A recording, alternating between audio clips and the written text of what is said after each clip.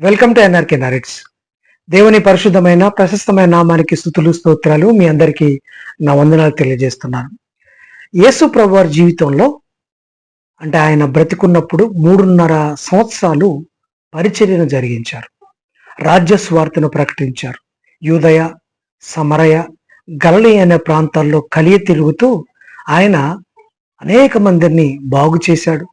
అనేక బోధలు చేశాడు. అనేక మందిని స్వస్థపరిచారు. అనేక విధాలుగా తన సూచక్రియలను జరిగించారు. ఇటువంటి కార్యక్రమంలో చివరి 6 రోజులు చాలా ప్రాముఖ్యమైనవి. అంటే యేసు ప్రభువారు ఈ లోకంలో 33.5 సంవత్సరాలు జీవించారు. 33.5 సంవత్సరాలు జీవించి 30 సంవత్సరాలు తల్లిదండ్రుల దగ్గర ఉన్నారు. ఈ లోకపు తల్లిదండ్రులైన మరియా, యోసేపు దగ్గర నజరేతు అనే గ్రామములో వడ్రంగి పని చేసుకుంటూ బ్రతికారు.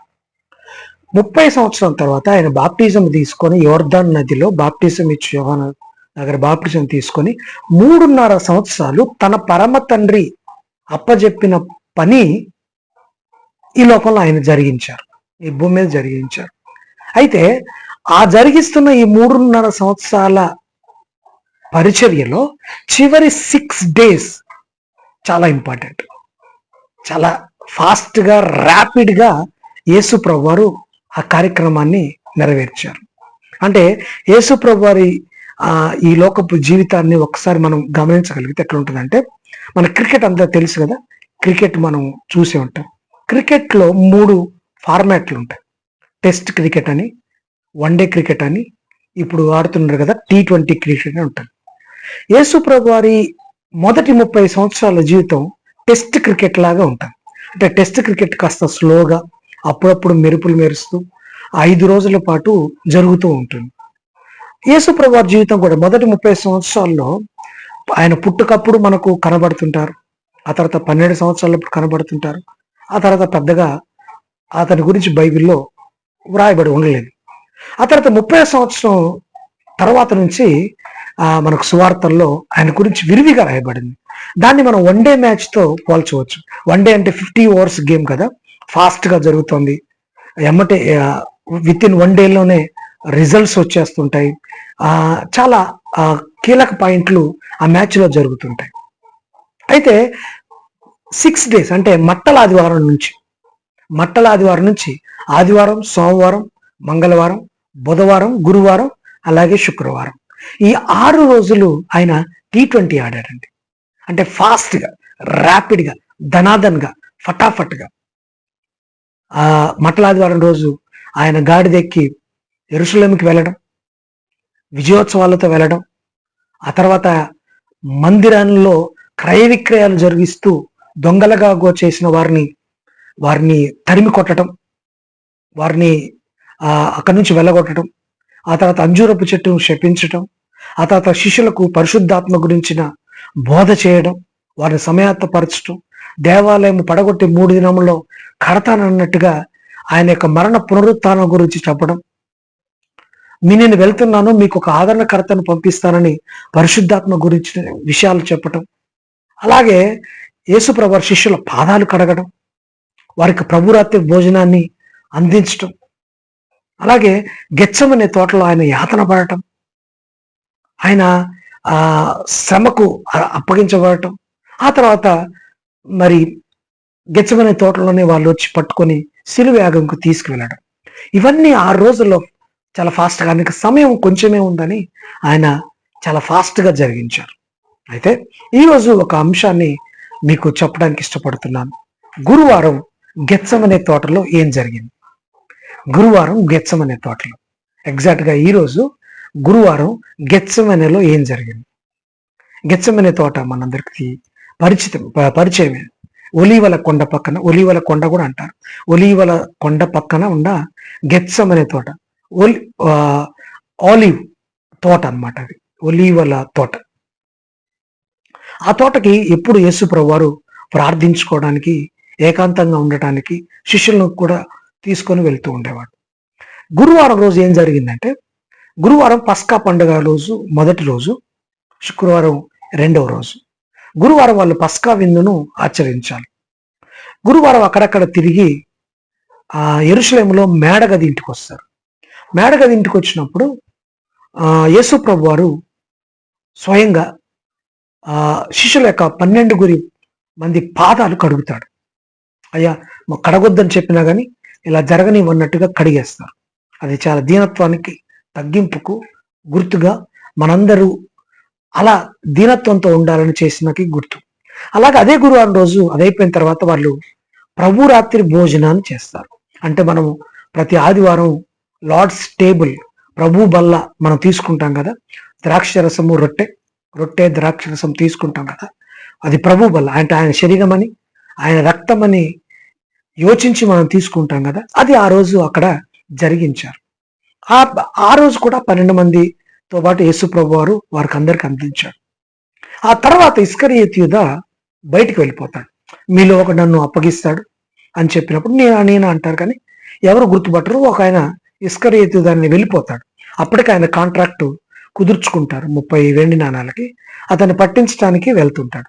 సో ఇక యేసు ప్రభు వారు ఆ మేడగదిలో కాళ్ళు కడగటం, ప్రభురాత్రి భోజనం చేయటం అయిన తర్వాత గెత్సెమనే తోటకు వెళ్తాడు. ఆయన యాతన పట్టడానికి వెళ్తాడు. గెత్సెమనే తోటలోకి యాతన పట్టడానికి వెళ్తాడు. శిష్యులను తీసుకొని వెళ్తాడు. ఒక 3 ఆంతరంగిక శిష్యులు, ఇన్నర్ సర్కిల్స్ ఆఫ్ డిసైబుల్స్ అంటారు, పేతురు, యాకోబు, యోహాన్ని. వాళ్ళ 3 తీసుకొని కొంచెం వెళ్తారు. మీరు ఇక్కడే ఉండండి, నా గురించి ప్రార్థన చేయండి అని చెప్పి కాస్త దూరం వెళ్ళి ఒక బండను తీసుకొని అక్కడ ప్రార్థన చేస్తుంటాడు. బాగా యాతన పడుతుంటాడు. ఎందుకంత యాతన పడ్డాడు? ఎందుకంత ప్రార్థన చేశాడు? ఎందుకంత నలిగిపోయాడు అంటే కొన్ని గంటల్లో అతని మీద ప్రపంచ మానవాళి శిక్ష అతని మీద పడిపోతుంది. పాపము అతని మీద పడిపోతుంది. ఎప్పుడైతే ప్రపంచ మానవాళి పాపము అతని మీద పడుతుందో పరమ తండ్రి నుంచి అతనికి ఎడబాటు ఖాయం. ఎందుకంటే అతను పాపాన్ని చూసే దేవుడు కాదు, పాపాన్ని చూడలేనివాడు, పరిశుద్ధుడు ఆయన. మరి ఇప్పుడు ప్రపంచ మానవాళి పాపం అంతా ఎవరి మీద పడుతుందంటే యేసు ప్రభు వారి మీద పడుతోంది. మరి ఆ పాపము పడ్డప్పుడు యేసు ప్రభు వారు తండ్రికి ఎడబాటు అవుతారు. వారిద్దరు ఎప్పుడు ఎడబాటు కాలేదు, వారిద్దరు ఒక్కటే, ఎప్పుడు ఎడబాటు కాలేదు. ఇప్పుడు ఎడబాటు వస్తుంది. కుమారుని శిక్షించుటకు తండ్రికి ఇష్టమైంది. యెషయా గ్రంథం 53వ అధ్యాయంలో ఉంటుంది. కుమారుడే కదా మరణానికి, తండ్రి కదా కుమారుని మరణానికి అప్పగించాడు. ప్రపంచ మానవాళి పాపం పడుతున్నప్పుడు పాపము చూడలేని దేవుడు తల తిప్పుకునే ఛాన్స్ ఇప్పుడు వస్తుంది, తల తిప్పుకునే అవకాశం ఇప్పుడు వచ్చింది. ఆ అవకాశం యేసుప్రభు వారికి కష్టంగా అనిపించింది. సాధ్యమైతే ఈ గిన్నె నా నుండి ఏ గిన్నె అంటే ఆ పాపము పడిపోతుంది, నీ యాతన పడుతున్నాను, నీతో ఎడబాటు అనేది నేను ఊహించలేకపోతున్నాను అని దేవుణ్ణి అడుగుతుంటాడు.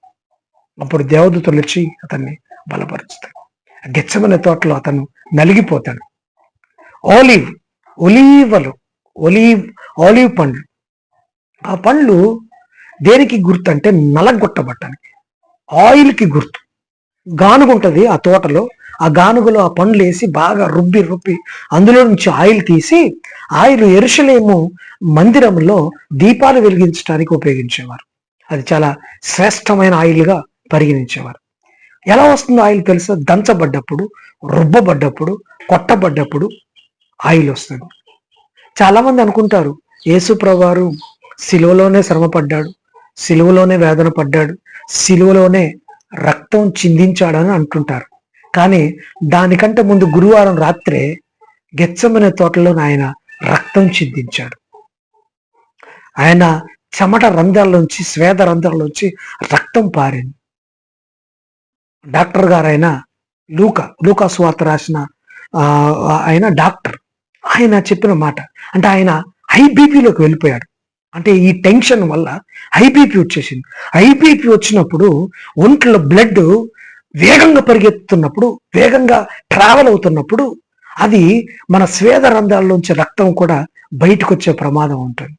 దాన్నే ఇక్కడ లూకా గారు చెప్పారు. లూకా సువార్త 22వ అధ్యాయము 43వ వచనం. అప్పుడు పరలోకం నుండి దేవదూత ఆయనకు కనబడి ఆయనను బలపరచను. ఆయన వేదన పడి మరింత ఆతృతగా ప్రార్థన చేయగా ఆయన చెమట నేల పడుచున్న గొప్ప గొప్ప రక్త బిందువు వలె ఆయన గొప్ప రక్త బిందువులు ఆయన అంటే ఆయన వేదన పడుతున్నాడు. వేదన పట్టడానికి గెత్సెమనే తోటకి వెళ్ళాడు. ఆయన ఎంత వేదన పడుతున్నా అంటే ఆయన బలపరచడానికి పరలోకం నుంచి దేవదూతలు వచ్చాయి. ఆయన చెమట రక్తముగా నేలబడుతోంది. ఎంత ఇబ్బంది లేకపోతే, ఎంత బాధ లేకపోతే అంతగా రక్తం వస్తుందండి.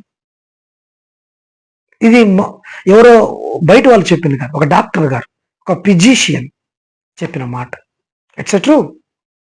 అంటే సిలువలో యాగం కంటే, సిలువలో ఆ మరణం కంటే, సిలువలో ఆ దెబ్బల కంటే, ఆ సిలువ శిక్ష కంటే ఇక్కడ పడ్డ యాతన బహు గొప్పది.